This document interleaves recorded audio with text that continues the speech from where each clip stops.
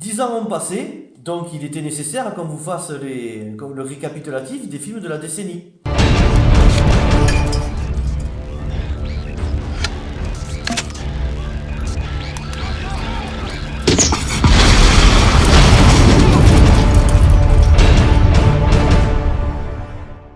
Bonjour tout le monde et bienvenue sur The Judgment Film.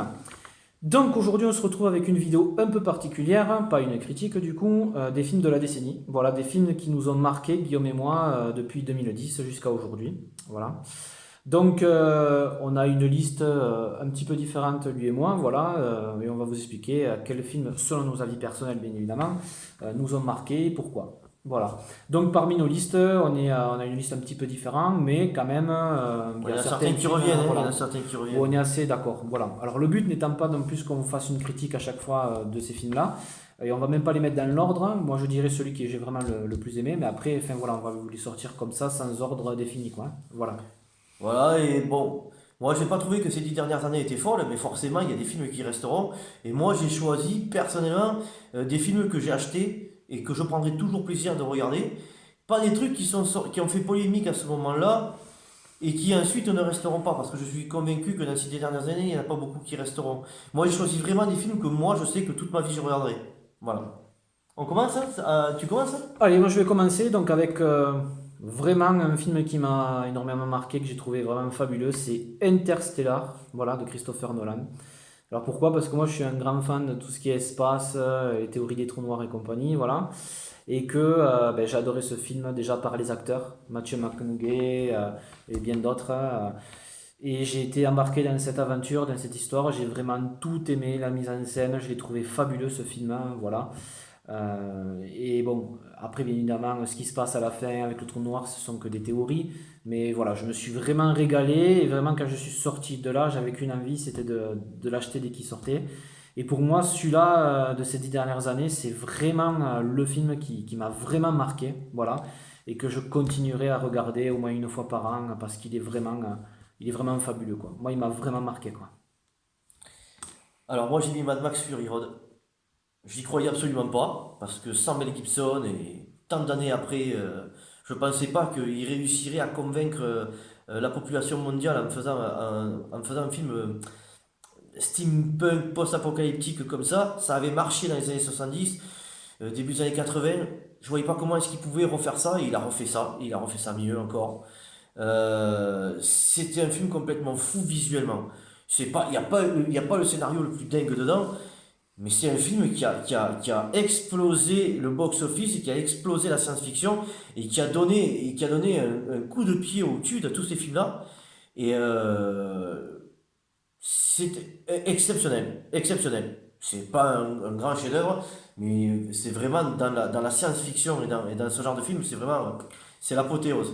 Toutes les critiques on se sont mis à genoux devant ce film et à juste titre. Donc, Et en version noir et blanc, ça rendait aussi? version noir et blanc, ça rendait aussi. Mais quand même, je préfère la La version couleur, couleur. ouais. Parce qu'il joue tellement avec les visuels que pour le coup, le noir et blanc, on te le freine. Mais si, c'était cool quand même.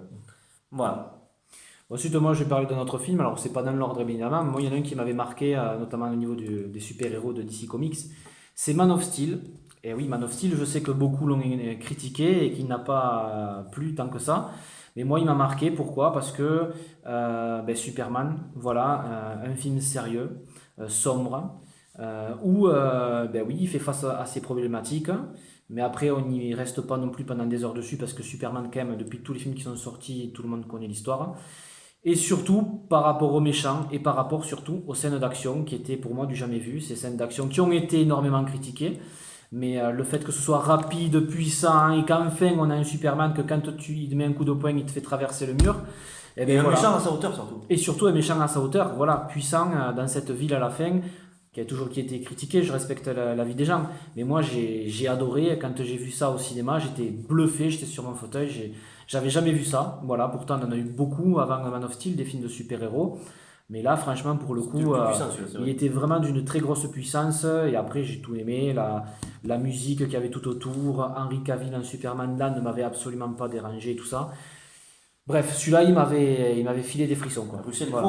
Russell Crowe, Et Canel, Russell Crowe, Kevin Costner, évidemment, son Kevin père sur Costner, Terre. exactement, le casting qui va avec, franchement fabuleux. Et ouais, moi, j'avais Zack jamais vu. Snyder libre de faire ce qu'il Exactement. voulait pour une fois. Voilà. Moi, je l'ai pas mis parce que je suis pas fan de Superman. Je trouve que les super-héros de DC Comics, je les aime pas beaucoup. Je trouve que soit ils ont pas de pouvoir du tout, ou soit ils sont super cheatés et intouchables et c'est des Sangoku. Et c'est ça qui me. Bon, voilà, Superman, ça m'a jamais. Je l'ai acheté, j'ai beaucoup aimé ce film-là, mais pas au point que ça m'ait transcendé, au point de vous en parler aujourd'hui, quoi, en fait. Voilà. Donc, moi, j'ai mis une tueur à point. Parce que je suis un grand fan de films de guerre. Et Mel Gibson, c'est un réalisateur de génie. Le cinéma lui a tourné le dos parce qu'il a eu des violences envers sa femme, parce qu'il a fait polémique avec la Passion du Christ, il s'est pris de l'antisémitisme sur la gueule, il a dit des conneries. Voilà, c'est le mec que le cinéma américain lui a tourné le dos, mais ils vont tourner le dos à un réalisateur de génie comme Mel Gibson et après ils vont voter pour un mec comme Trump. Donc les Américains, voilà. Sauf que nous, ben, ça nous prive d'un réalisateur exceptionnel. Voilà. Et Tu ne tueras pas, c'est un des plus grands films de guerre. Voilà, Guadalcanal, Okinawa, sur les prises d'archipel, c'était des violences terribles ce qu'ils ont subi dans ces archipels-là. Et lui, il a tourné ça de la façon la plus dégueulasse, la plus froide et la plus violente possible pour nous mettre en immersion totale avec ces gens-là. Surtout qu'en plus, la partie guerre, vraiment guerre, est courte dans le film en plus. Après, ça va plutôt partir sur le personnage, comment est-ce qu'il va se réinsérer, comment est-ce qu'il va devoir vivre avec ça en fait. Voilà, et ça c'est génial. Ce film-là, il était exceptionnel, c'est un des meilleurs films de guerre de l'histoire du cinéma depuis toujours. Moi, je l'ai mis dans ma liste aussi, voilà. Donc, bon, voilà, tu l'as dit avant moi. Mais pareil, fabuleux. Et franchement, la séquence à la fin où il sauve tous ses soldats, Ouais. le courage que cet homme a eu puisqu'il est inspiré de faits réels. Oui. Voilà, c'est une histoire vraie. Non, t'as les larmes aux yeux, t'es pris dedans. Franchement, fabuleux, quoi. Vraiment Il est fabuleux. Si génial. vous ne l'avez pas vu, ben, franchement, foncez. Prenez-le, regardez-le parce qu'il est fabuleux, il est magnifique ce film. Il n'y a rien à dire d'autre. Ah ouais. C'est fabuleux. Ensuite, moi, ben, il y en a un qui est sorti récemment que j'ai mis, c'est Joker. Voilà, joué par Joaquin Phoenix. Parce que Joaquin Phoenix, voilà, la façon dont il joue, toute l'histoire du film, j'ai été dedans. J'ai été très déçu, moi, de beaucoup de films de cette année. Mais alors, celui-là, franchement, c'est pour moi celui qui sort du lot. J'ai adoré toute son histoire, la mise en scène. Sombre, voilà, Ça, on en a fait une voilà, critique, on en a parlé plusieurs fois dans d'autres voilà, et il est très bien. il est très bien. Et voilà, vraiment un Oscar pour Joaquin Je savais Phoenix. qu'il allait en parler, moi c'est Voilà. pour ça que je ne l'ai pas mis. Et puis de toute façon, je ne suis pas assez fan du Joker à la base. Que de toute façon, même si ce film-là était génial, je pense pas que je le prendrais. Ça aurait été malhonnête de vous parler de ce film-là, alors que c'est pas forcément un film que je re-regarderai. C'est pour ça en fait. Mais sinon, il est génial, ça c'est clair. Moi, j'ai mis un film que tout le monde se fout, mais que moi, voilà, j'aime beaucoup les histoires d'extraterrestres, des invasions, tout ça, et les films de guerre.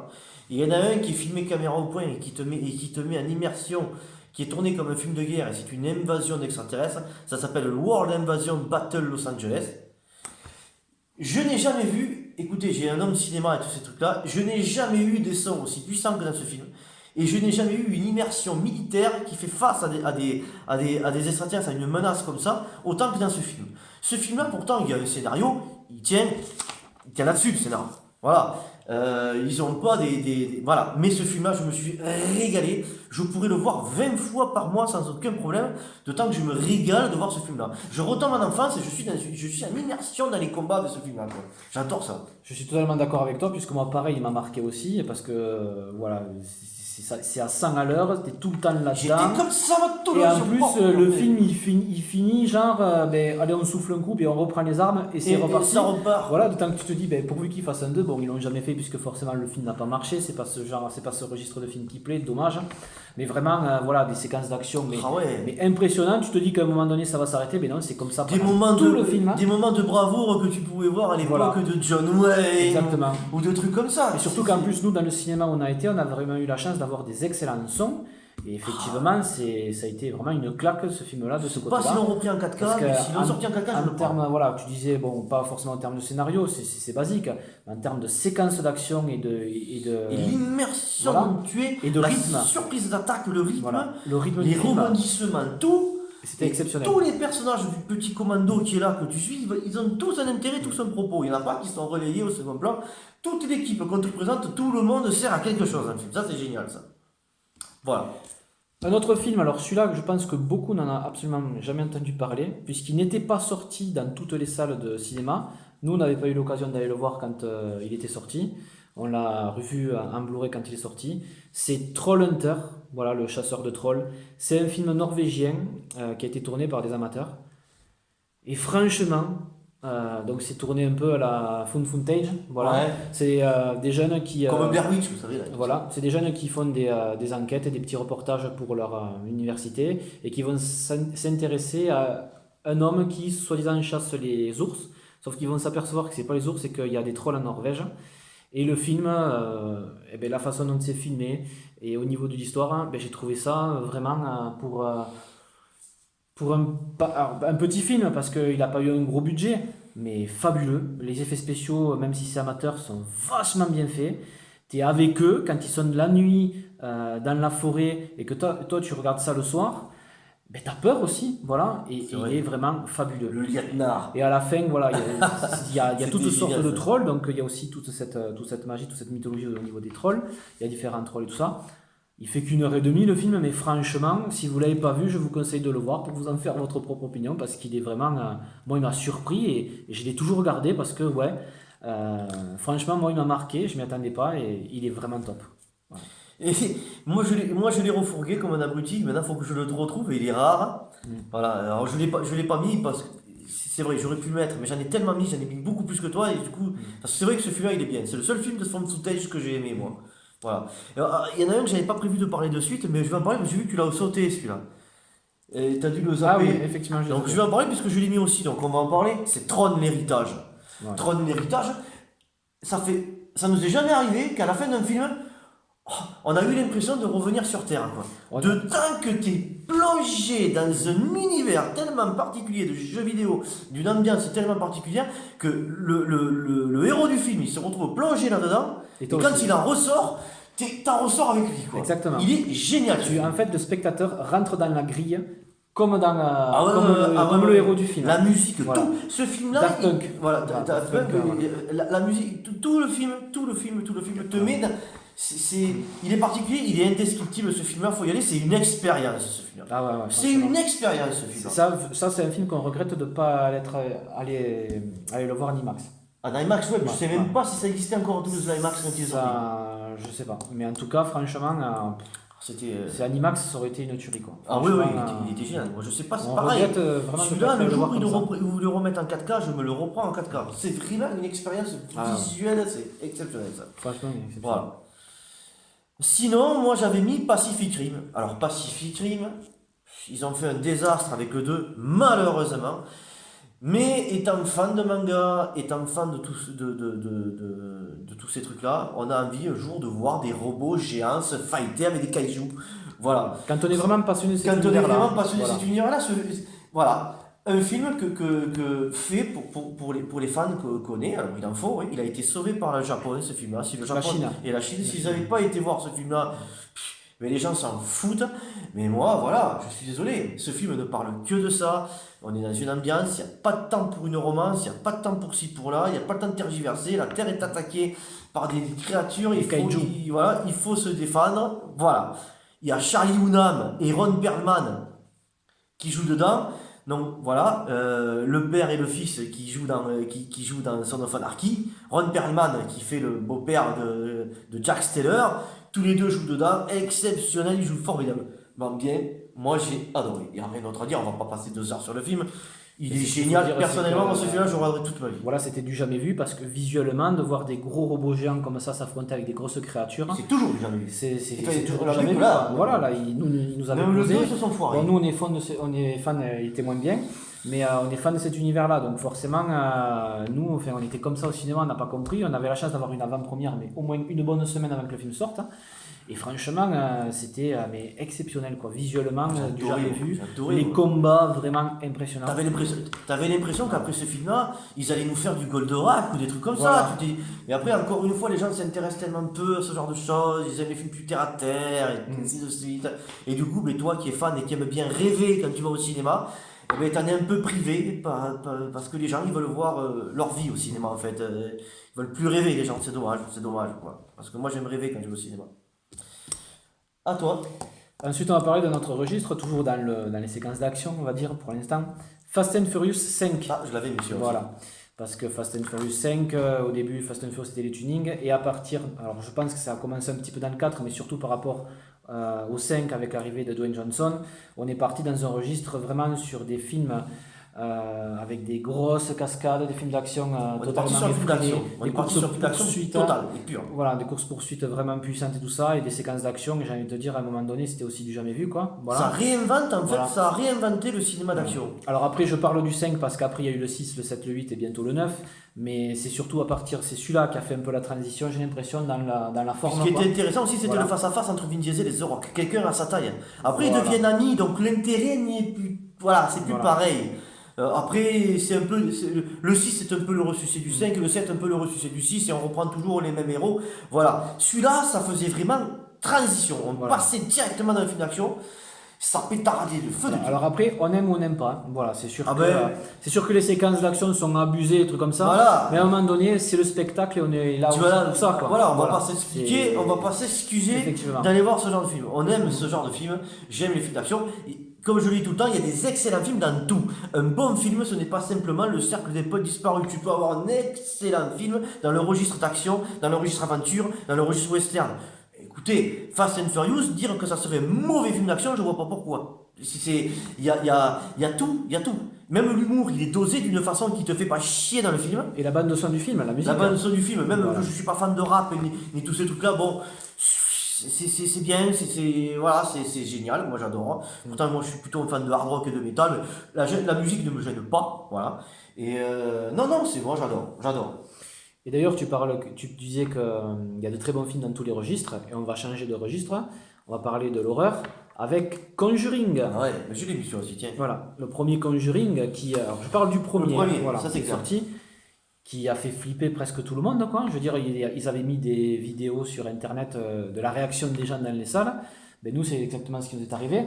On était plongé dedans et vraiment, la mise en scène, le réalisateur arrivait à te faire peur avec des séquences que tu peux dire oui, c'était du déjà vu. Mais tu le voyais pas arriver, tu avais une atmosphère dans ce film qui te faisait froid dans le dos. Et moi, en tout cas, ben quand ouais. je suis ressorti de là, pendant quelques semaines, dès que j'entendais un bruit dans la maison, un truc qui craquait, un truc comme ça, Ouais. ben, j'étais pas bien, quoi. Donc, J'aime toujours voilà. pas en parler de ce film. Et hein, pourtant, il y en a eu beaucoup, des films d'horreur, des trucs comme ça, qui étaient téléphonés, qui étaient... Mais franchement, celui-là, moi, personnellement, il m'a énormément marqué et il m'a vraiment fait peur, quoi. Honnêtement. Moi, j'ai été un grand fan de films d'horreur. J'ai été un grand fan de films d'horreur. Mais bon, petit, nous, on est la génération 80-90. On avait Jason Voorhees, Vendredi 13, on avait les Halloween, on avait Freddy Krueger. C'est pas des trucs qui font peur. Moi, j'ai toujours été à la recherche d'un film qui arrive à me faire peur. Il y en a très peu. Il y a L'Exorciste qui m'a tracassé. Il y a eu le premier Paranormal Activity Ouais, le premier, voilà. qui nous avait bien aussi retourné. Donc, moi, un film d'horreur qui me fait pas peur, ou quand c'est de la perversion visuelle, à te montrer que du sang de la tripe et que tu te dis que le réal il aurait été serial killer s'il n'avait pas réalisé son film, ça ne m'intéresse pas du tout. Mais Conjuring nous a fait flipper, mais j'ai été malade pendant 15 jours, j'étais obligé de regarder des films comiques tous les soirs ou de me refaire la saison entière de l'agence de risque parce que sinon j'avais peur de rêver de ça la nuit, le temps il m'a perturbé. On est allé le revoir, ça nous a même plus fait le même effet la seconde fois qu'on l'a Ouais, vu. c'est clair. Parce que ça a été le premier visionnage qui nous a tracassé. Et franchement, on était obligé d'en parler parce que un film qui nous a terrorisé. Il nous a Exactement. terrorisé ce film. Surtout qu'en plus, c'est inspiré de faits réels, puisque ça fait partie des dossiers Warren. D'ailleurs, on suit la famille Warren qui enquête sur le cas Voilà. d'une famille. Donc, ce genre Et de choses, Warren, on y croit pas. Bon, voilà, mais en tout cas, honnêtement, il faut dire qu'il y a eu un très beau travail sur ce film-là et que, franchement, exactement comme tu l'as dit, il nous a terrifiés. moi, en principe, tout ce qui est sorcière, démons en tout genre, vampires et tous ces trucs-là, ça me fait plutôt chier au cinéma. Mais là, c'était vraiment. Et d'autant qu'en plus, tout ce qui est démons et tous ces trucs-là, entités, j'y crois. Donc, bien entendu, l'immersion est beaucoup plus facile. Il y en a certains qui vont rigoler, qui vont s'amuser, mais ça, faut le voir seul. Et croyez-moi, c'est. Voilà. Moi, tous les gens qui y croient plus ou moins à ce genre de choses, regardez-le, vous allez voir. Vous n'allez pas être bien. Donc voilà, moi qu'est-ce que j'avais mis? Ah ben oui, moi voilà, je suis un grand fan de Quentin Tarantino et je suis un fan absolu de western. Voilà, le western un jour, il y en a tellement, moi, je suis un grand fan de western, je les collectionne tous, j'en ai des centaines. Un jour, je vais vous faire une vidéo pour parler de western. Et j'attendais Tarantino, parce que Tarantino, que ce soit Reservoir Dogs, Pulp Fiction, tous les films qu'il a fait, il y a du Sergio Leone dedans. Il y a la façon de faire de Sergio Leone. Tarantino, il va vous prendre des acteurs qui sont en fin de carrière, qui ont été des grands acteurs, il va vous les transformer, il va leur donner une seconde vie. Il va prendre des acteurs qui sont beaux gosses au cinéma comme Brad Pitt et tout, Et il va vous les transformer d'une façon il va vous les rendre moches, salauds, tout ce que vous voulez. Voilà. Ça, c'était du Sergio Leone. Il a des façons de filmer à la Sergio Leone. Il prend Ennio Morricone en musique souvent, il fait référence au western très souvent. C'est vraiment son genre de prédilection. Donc moi, j'attendais qu'une chose, c'est qu'il fasse un western. Il a fait son western spaghetti, il a fait Django Unchained. Il a refait après Les 8 salopards que j'ai trouvé beaucoup moins bon, qui est très bien mais que j'ai trouvé beaucoup moins bon. Là, Django, pour moi, c'est son meilleur film. Il y a Reservoir Dogs, c'est vrai. Mais voilà, Django, moi je l'attendais toujours derrière un western. Parce qu'on en fait des westerns tous les ans au cinéma, qui sont toujours, mais c'est toujours des films de série Z en comparaison des vieux westerns qui sont sortis. Lui, il a fait un western à la hauteur du western. Il y a du John Ford dedans, il y a du Howard Hawks dedans, il y a du Clint Eastwood dedans. C'est génial. C'est Et génial. puis j'ai envie de te dire qu'il a fait, alors moi je l'ai pas mis, C'est mais choquant. je reconnais qu'il est fabuleux, enfin qu'il est excellent vraiment. Mais il y a des scènes qui sont vraiment très très dures dedans. Ah oui, Moi il y je a des sais scènes de que choc, c'est vrai. j'étais pas bien et j'ai failli à un moment donné me lever et partir. Parce que franchement, j'ai trouvé ouais, que moi certains trucs m'ont touché. Et alors, rien que le jeu d'acteur, vraiment fabuleux. Mais alors il y a des scènes vraiment en plus très très dures, il y a de tout dedans. Et j'avoue que oui, effectivement, j'aurais même pu le mettre dans ma liste parce que Ah, moi, c'est. même moi qui suis pas forcément fan de Tarantino, je reconnais que là, c'était vraiment. C'est un chef-d'œuvre. C'est un pur chef-d'œuvre. Voilà, Moi, c'est vraiment un chef-d'œuvre, quoi. À toi. Alors moi, il m'en reste plus que deux, toujours dans le registre de l'horreur, Sans un bruit, voilà, qui est peut-être passé Il y a inaperçu. le 2 qui sort bientôt là. Il y a le 2 qui sort bientôt, là, au mois de mars, je crois. Mais alors, le premier, moi, c'était une expérience unique. C'est la première fois qu'ils avaient tenté ça. Un film vraiment sans un bruit, quoi. Où vraiment les héros sont obligés de ne pas faire de bruit, puisqu'il y a une invasion extraterrestre et que les créatures, enfin les extraterrestres, se repèrent au bruit. Ils sont aveugles, mais ils ont une ouïe tellement fine que vous faites à peine tomber rien qu'une baguette comme ça, Une baguette par terre, À 10 km, ils vous entendent et ils il viennent. arrive le truc. Et vraiment, Faut j'ai expliquer, trouvé vraiment cette expérience énorme, quoi. Parce que vraiment, tu es avec eux. Il y a des scènes en plus, par exemple, pour se déplacer, ils sont obligés de mettre du sable sur la route pour pas que quand ils marchent, même pieds nus, on les entende. Voilà. Il y a des scènes choquantes aussi. Voilà. C'est très sombre, c'est très filmé la nuit. Il y a la fameuse séquence où il y a la femme qui est obligée d'accoucher dans la baignoire. Et Ouais, ça se passe souvent en huis clos, souvent. voilà, exactement. Et forcément, elle est obligée de crier, de faire des bruits de douleur. Il faut qu'elle se retienne de ne pas crier parce qu'elle est en train d'accoucher. Et forcément, ça attire les créatures. Donc, tu es dans le suspense, tu es dans tout. Donc, franchement, j'ai cette expérience-là. Moi, je m'étais vraiment régalé, quoi. Et, enfin, si vous ne l'avez pas vu, allez, regardez-le parce que vraiment, il est énorme, quoi. Énorme. C'est vrai qu'il était bien, ouais. Alors moi j'en ai beaucoup plus. Mais alors moi j'ai mis Expendable. Je suis un grand fan d'Arnold Schwarzenegger, de Sylvester Stallone. C'est des films qui ont bercé mon enfance. Les super-héros au cinéma qu'il y avait, c'était eux à l'époque.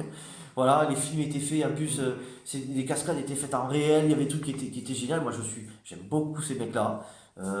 Donc voilà, quand Stallone a réalisé Expendable, je parle du premier parce que le 2 et le 3 pour moi n'existent pas. Exactement. C'est ce que Voilà. j'allais dire. D'ailleurs, il faut que je les refourgue parce que voilà, je les garde simplement parce qu'ils y sont. Mais c'est pas une bonne idée de faire ça. Expendable, respectez ces personnages, respectez ce qu'ils ont été au cinéma, ces acteurs-là. Ils ont été importants pour le cinéma, ces acteurs-là. Ça, on a tendance à oublier aujourd'hui. Voilà, avec tous les chanteurs et tous les acteurs éphémères qu'on a qui naissent le matin et qui meurent le soir. Ça, ces acteurs, la preuve, ils sont encore là. C'est des acteurs qui ont apporté quelque chose. Et Stallone, quand il réalise, il a du respect pour ces acteurs. Voilà. Ce film-là est génial, ça rend hommage à tout ce cinéma-là des années 80-90. J'ai adoré Expendables. Et on est d'accord qu'on parle du premier. On parle du Parce que premier. le Voilà. 2 et le 3, le premier il est sérieux, forcément dans le 2 ils se sont dit, eh bien en fait on va en faire des gros abrutis. Le 1 Voilà. respecte et On rend va- hommage à ce cinéma-là. Voilà. Le 2, le 3 C'est une partie de rigolade. le détruit ce Voilà. cinéma-là. Voilà, on les prend pas au sérieux, donc on va en faire Voilà. des, Ça, on va c'est faire des terrible. clichés sur des films comme ça, avec par exemple Chuck Norris, voilà, où forcément il faut qu'il raconte ses blagues. Donc non, c'est pas forcément ça. Avec la que tu musique voulais du voir. Bon, la brute et le truand à ce Voilà. moment-là qui est hors de propos. Totalement. Qui est hors de propos. Donc ça, Voilà, donc, non, c'était pas enfin, possible. bref. Voilà, t'en as plus du tout, toi? Moi, il m'en reste un que je garderai pour la fin. Et D'accord, je te laisse. d'accord. Donc moi après, vu que j'avais mis Expendable, j'ai mis Évasion pour les mêmes raisons, parce que Schwarzenegger était un gouverneur de Californie, ne pouvait pas faire du cinéma pendant quelques temps. Voilà, donc là, enfin, avec Expendable, il a fait une petite scène, et il revenait sur le devant de la scène. Entre-temps, Stallone avait déjà réalisé son Rocky, avait déjà réalisé son Rambo, le 4 et le Rocky 6, et du coup, il commençait à revenir sur la scène. C'est Après, il y a surtout eu... qu'à l'époque, ils n'avaient jamais Et réuni ces deux acteurs. ils n'ont jamais été réunis ensemble.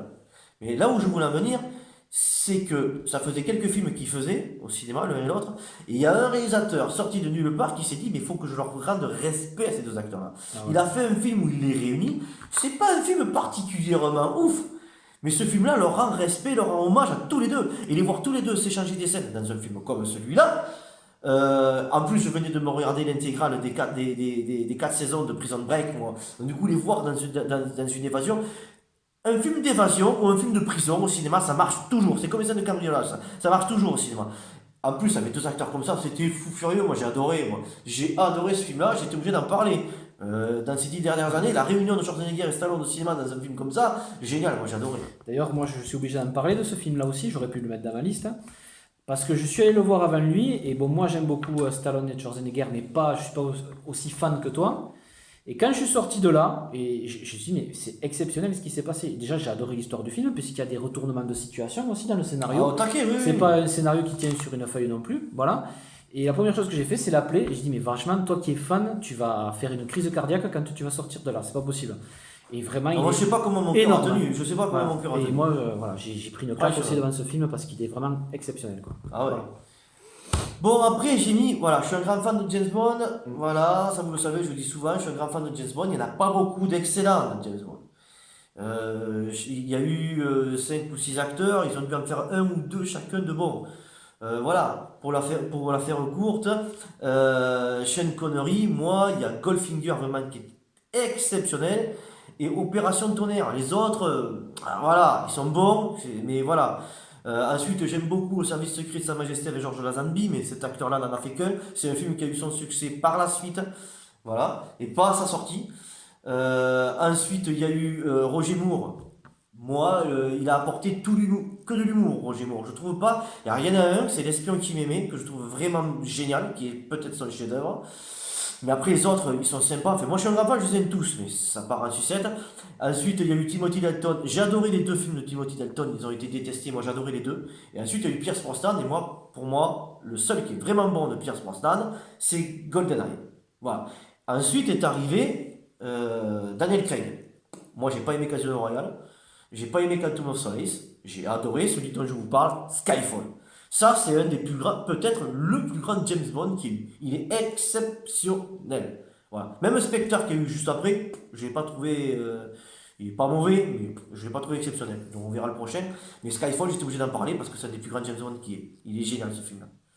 Bon, moi, je vais pas en parler de James Bond parce que je ne suis pas forcément fan et tous ces films que tu as cités là, je les ai pas vus. Bon, GoldenEye, si, bien sûr. Mais les derniers avec Daniel Craig, j'avais vu que Quantum of Solace, que j'étais venu voir avec toi. Mais après les autres, je les ai pas vus, donc je peux pas trop me prononcer là-dessus, quoi. Voilà. Ensuite, ça, je vais faire. Il y en a deux que je vais faire en cours parce que c'est 6 films en fait. C'est deux trilogies. Tu es obligé d'en parler. Je suis obligé de parler de la trilogie de la planète des singes. Voilà. Parce que moi, je suis un grand fan de la planète des singes. Un dingue. J'ai regardé cette série télé quand j'étais petit. Les anciens films. J'adore Charlton Heston. Et là, de faire une trilogie comme ça qui rend hommage et qui réinvente cette histoire et qui nous la crédibilise beaucoup mieux, plus je trouve ça formidable. Moi. Voilà. Andy Serkis, bien entendu, le génie de la motion capture qui se met dans la peau de César. C'est vraiment génial. Cette trilogie, c'est une des meilleures trilogies de l'histoire du cinéma. Clairement, c'est une des meilleures trilogies de l'histoire du cinéma. Avec le Seigneur des Anneaux et Star Wars. Les anciens. Donc, la planète des singes. Et j'étais obligé, même si je suis le premier à critiquer cette trilogie-là, c'est le Hobbit. Voilà. On a eu la chance ces 10 dernières années quand même d'avoir Peter Jackson qui nous remette cet univers-là. Alors c'est vrai que le livre de Tolkien est très court, que lui il a étiré ça sur 3 films. C'est vrai qu'il a pris beaucoup moins de figurants que ce qu'il avait fait, et peut-être qu'il s'est un peu moins investi que dans les trois Seigneurs des Anneaux, et que clairement le Hobbit vieillit, alors que le Seigneur des Anneaux, vous pouvez le regarder aujourd'hui, ils n'ont pas pris une ride. C'est vrai, il souffre de plein de choses, ces films-là, mais on a eu la chance d'avoir cet univers-là, quand même, encore une fois, et réalisé quand même de très très bien, quand même. Il y a des choses à dire, c'est sûr que c'est décevant par rapport au Seigneur des Anneaux, Mais franchement, on prend quand même du plaisir à les regarder. Me dites pas que quand vous regardez la trilogie du Seigneur des Anneaux, vous n'avez pas envie de vous faire les 3 hobbits derrière quand même. Voilà. Donc j'étais obligé d'en parler, même si ça a été décevant, ça existe quand même et je prends plaisir quand même à les regarder. Surtout le passage le plus, je trouve pour moi le plus phénoménal des 3 épisodes, c'est le dragon. Bah, Smaug, Bon, oui, le Smaug. meilleur dragon. Franchement, c'est la meilleure Bah, version du dragon qu'il y a eu au cinéma. voilà. Même si j'avais beaucoup aimé Cœur de Dragon, je suis désolé, Smaug, La voilà. rencontre avec le Hobbit, la discussion qu'ils ont tous les Bah deux, ouais, c'est le génial. visuel là c'était vraiment exceptionnel, malgré le fait que ben, le pauvre Smaug dans le 3 il est Il se fait tuer dès le assez. début, voilà, c'est Voilà, l'erreur. c'est un petit peu Voilà, il dommage. y a des trucs qui Mais sont bon. dommages. Mm. En fait, normalement, il aurait dû faire 4 heures, ce film-là, et tenir en un seul. Il a voulu étirer, écoutez. Moi, je me régale tellement de cet univers-là. Oui, après, bien Regardez, sûr. regardez Game of Thrones. Me dites pas qu'il y a pas du filage et du filage et du filage. Mais on aime tellement se régaler à les regarder qu'il y aurait pu y avoir 3 saisons de plus. D'ailleurs, c'est le reproche qu'on fait à la saison 8, c'est de s'arrêter au final. Voilà, donc du coup, Mm. merde, c'est génial le Hobbit quand même, voilà. C'est tout. Donc après, je voulais vous parler d'un truc qui me tient vraiment à cœur. Je suis fan de cette série télé depuis toujours. Quand j'étais enfant, si je pouvais sécher les cours, on m'avait inscrit au judo. J'avais abandonné le judo. Je m'étais fait virer pour pouvoir voir quand ça passait le soir à l'heure où j'avais des séances de judo. En fait, je m'étais démerdé à foutre le camp pour pouvoir le voir. L'agence Tourisque. Voilà. Alors écoutez, moi j'ai entendu des gens dire oui, fan de la première heure, on peut pas aimer la... C'est faux. Moi, j'ai trouvé que ça respectait, qu'ils ont réussi à nous capter l'essence de l'agence touriste. Alors, bien entendu que je préfère Georges Pépard et tous les acteurs de l'époque qu'il y avait dans cette série, ça c'est clair. Mais surtout que là, ce film-là, c'est avant la série. Voilà, c'est l'histoire que nous raconte. Leur rencontre. Hein. Voilà, mais dans la première saison de l'agence touriste, on le sait, ça, qu'au Vietnam, ils ont été accusés de vol et de meurtre du général et tous ces trucs-là. Sauf que là, on nous le montre, mais ça se passe en Irak, forcément, puisque c'est aujourd'hui. Donc, du coup, voilà, il y a ça qui change, mais voilà, ça aurait été génial que le film marche et qu'il puisse en faire un second. D'ailleurs, les acteurs ont fait une pétition, ont gueulé en disant qu'ils voulaient. Parce que ce film-là a marché après, a eu du succès après, il n'a pas eu du succès au cinéma, mais il a eu du succès après. Les acteurs ont dit on voudrait revenir, on voudrait revenir. Mais ils n'ont pas pris le risque, la production, de les y remettre. Mais il était génial, j'ai adoré. Ah oui, moi c'est pareil, je l'ai pas mis, mais parce que je suis d'accord avec que tu l'avais mis, que je suis d'accord avec toi.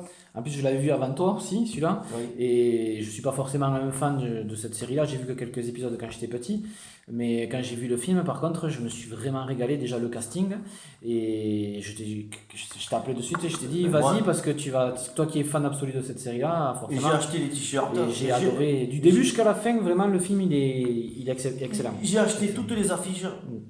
Oh, Toutes le les gros affiches carton. du Méga CGR. Au Méga CGR, même les gigantesques cartons 3D.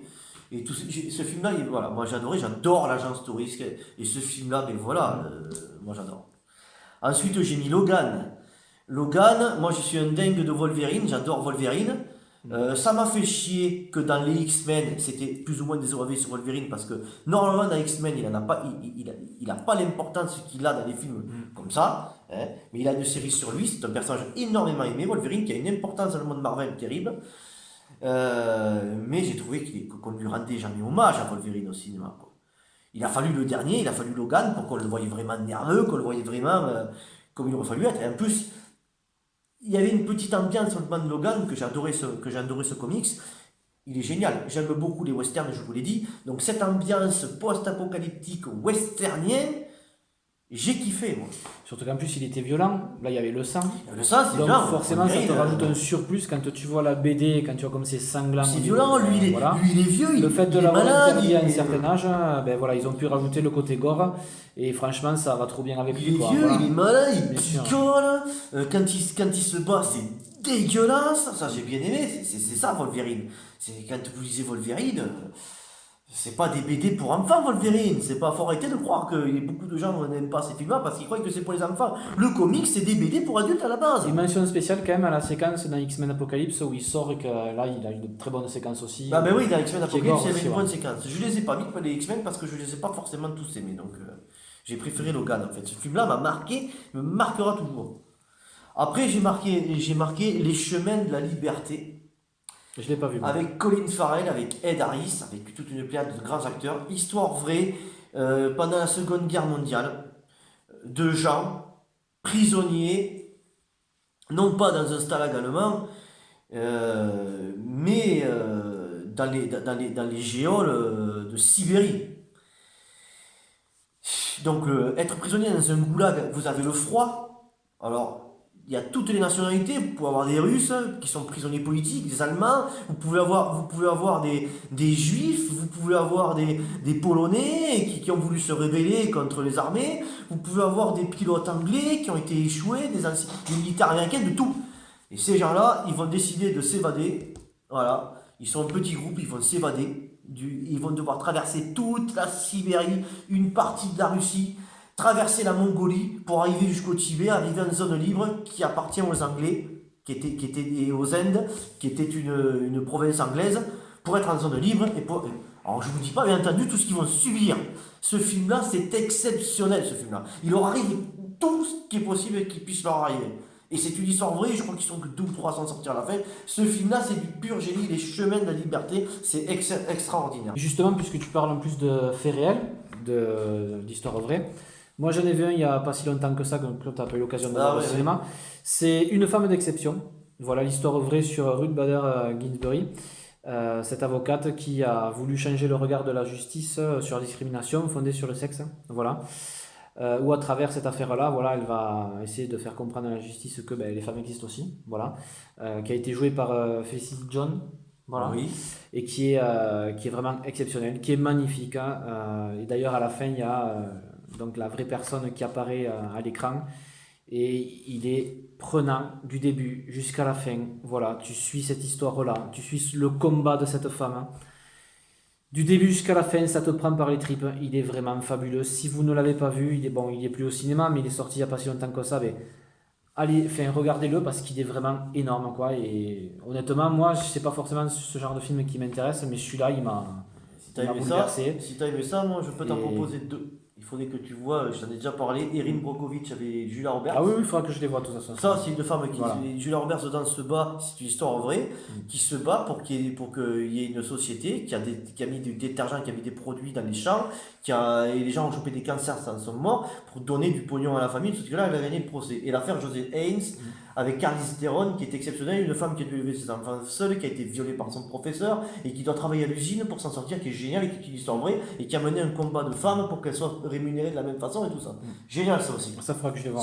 Je ne l'ai pas vu, celui-là, il faudrait que je le vois aussi. Ah, celui-là, ouais. Parce que j'aime beaucoup ce genre de Parce film. qu'une femme d'exception, franchement, exceptionnelle, et je m'attendais Moi, pas j'aime du beaucoup tout ce genre à... d'histoire vraie, comme ça, c'est génial. Je suis allé le voir vraiment comme ça, mais alors là, franchement, chapeau, quoi. Il est vraiment... Si vous l'avez pas vu, allez le voir ou regardez D'ailleurs, le j'en qui profite. sort, parce qu'il est vraiment fabuleux, quoi. Et d'ailleurs, ce genre de film n'intéresse pas grand monde parce que j'en profite pour faire un coup de colère. On aurait dû vous faire une critique, on vous en a parlé dans les films de nos attentes de 2020, un film qu'ils n'ont même pas diffusé au cinéma qui s'appelle La Voix de la liberté.